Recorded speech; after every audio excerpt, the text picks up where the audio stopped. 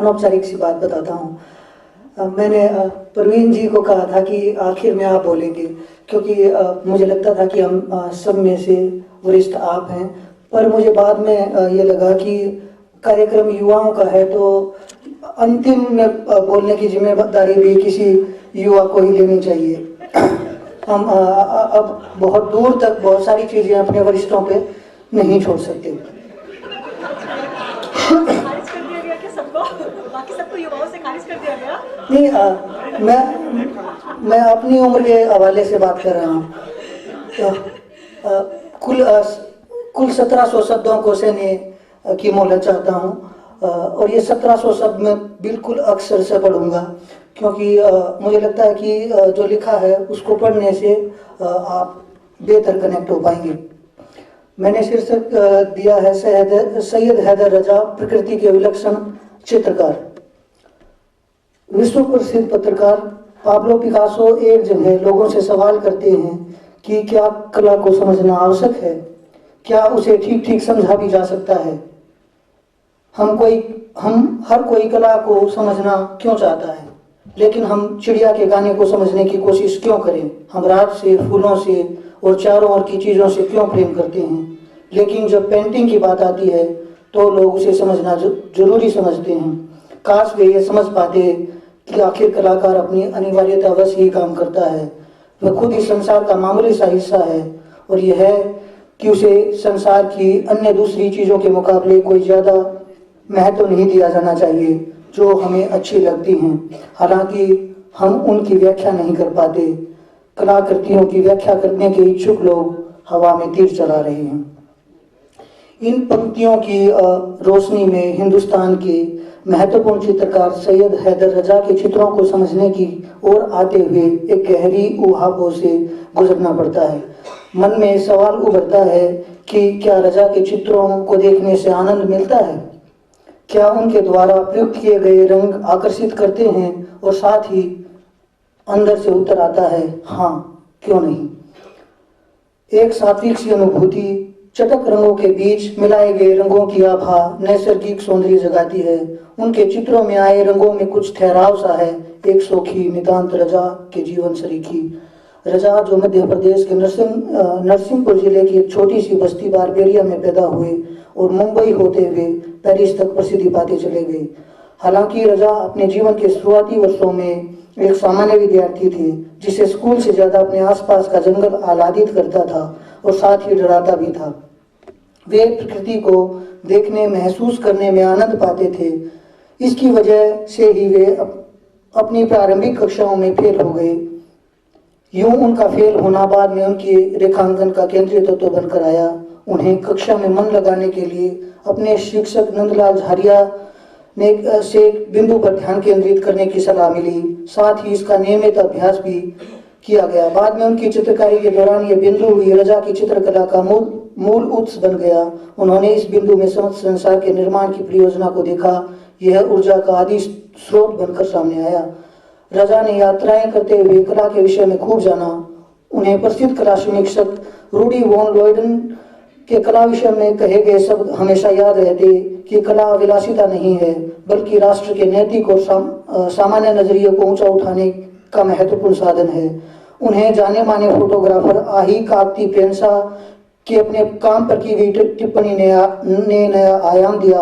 उन्होंने रजा से कहा था, आप प्रतिभाशाली चित्रकार हैं, लेकिन आपके काम में तत्व जरूरी है, निर्मिति। इस बात को समझने की कोशिश कीजिए कि चित्र निर्मित होता है। सेजान को देखने की कोशिश कीजिए, और अगर आप अपनी कृति को निर्मिति प्रदान कर सकेंगे तो वह पूरी तरह से भिन्न चीज होगी। रजा ने अपने चित्रों की निर्मिति के लिए बिंदु को मुख्य माना।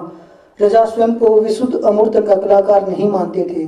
उन्हें अपना काम घनिष्ठ रूप से जीवन से, प्रकृति से, मां से जुड़ा हुआ लगता था। मुक्तिबोध को उद्धृत करते हुए रजा ने अपने काम के बारे में कहा था, विश्व तम शून्य में टहलती है जगत समीक्षा। यह वह अवधारणा है जिस पर रजा काम कर रहे थे। तम शून्य, काले बिंदु की अवधारणा, अंधेरा शून्य, किंतु तब भी आविष्ट उन रंगों में विकीरित होती ऊर्जा जो काले में धूसर की ओर बढ़ते, व्योम में सफेद की ओर जाते हैं। रजा ने कहा था, मेरे काम का मूल ठीक यही है।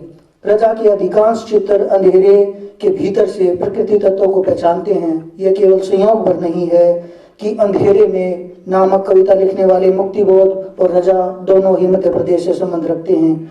क्या इस गहरे काले रंग के भीतर से ही दोनों किसी सभ्यता समीक्षा के लिए अपनी अपनी तरह से स्पेस नहीं बना रहे हैं? एक के पास शब्द की शक्ति है, दूसरे के पास रंग की। इन दोनों को साथ रखकर पढ़ना और देखना कुछ मानिखेत सवाल उभार सकता है। हालांकि मुक्तिबोध जितने बेचैन हैं, रजा उतने ही विनम्र और शांत। रजा के चित्र रेखांकन की शक्ल में कविताएं ही तो हैं। रजा के चित्र प्रथमतः देखने पर किसी अमूर्तन की तरह लगते हैं। हालांकि इस अमूर्तन में भारतीय मनीषा की गहरी छाप है। उनके बिंदु विशेष तौर पर नाथ संप्रदाय के सिद्धांतों की याद दिलाते हैं, जिनका मुख्य कथन है, जोई जोई पिंडे सोई ब्रह्मांडे। रजा के बिंदु उस असीम समग्रता की ओर इशारा करते हैं और इसी विषय में मृणाल पांडे लिखती हैं, रजा के चित्रों को हम चाहे जिस तरह देखें, हम पाएंगे कि मूर्त से अमूर्त की ओर पूरी जैविक प्रक्रिया बहुत सुथराई और सहजता के साथ उनमें अभिव्यक्त हुई है और जो प्रौढ़ होती गई है। बाह्य अलंकरण, यात्रा के उपादानों के प्रति मोह खुद ब खुद पीछे छूटता चला गया है। दुष्यंत ने रजा के रंगों के चुनाव के विषय में कहा था कि ढेर सारा काला, लाल और पीला उनकी अपनी विशेषता है। आप चित्र देखेंगे तो आपको दिखाई देगा। वे कहते हैं, मैं अपना नया चित्र काले रंग से शुरू करता हूं और ये लगता है कि काला रंग उनकी स्मृति का रंग है, जो उन्हें घने जंगलों के कांच से मिला है। रजा के रंग लगाने का ढंग भी अनूठा है।